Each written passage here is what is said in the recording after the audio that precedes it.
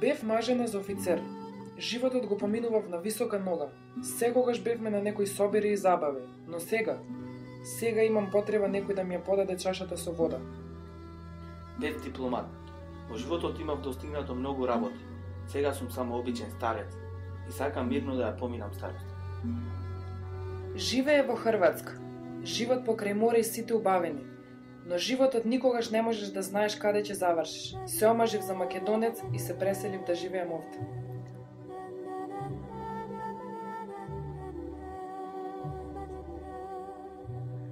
Ови се само дел приказното кој ги слушнав мојата прва посета во дома за стари лица кој што траеше околу 6 часа.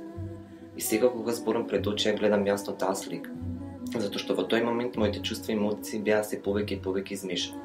Изразени во моменти на радост и моменти на тага. Од чиста мира кренав 40 температура. Се прашував самето што се случува со мене. Дали треба да останам понатаму во домот или пак треба да си одам за да ми се врати мирот во мојата душа.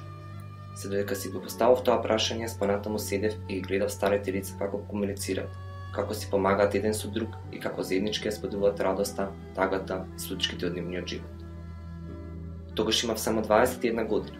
Од улога на млад човек се ставав во улога на стар како да ги имам поминато овие работи. И нешто се треба да поминеме кога ќе бидеме стари. Од таа посета па се до денес работам со овие лица. Треба да се пружи рака на оние кои имаат потреба од неа. Секој треба да гледам дека староста е дел од нашиот животен циклус. Секој од нас ќе биде стар. Секој од нас ќе помине многу во животот. Тоа ќе биде како Библија која треба да ми ја пренесеме на нашите внуци и сите оние кои навистина имаат потреба да не сослушаат.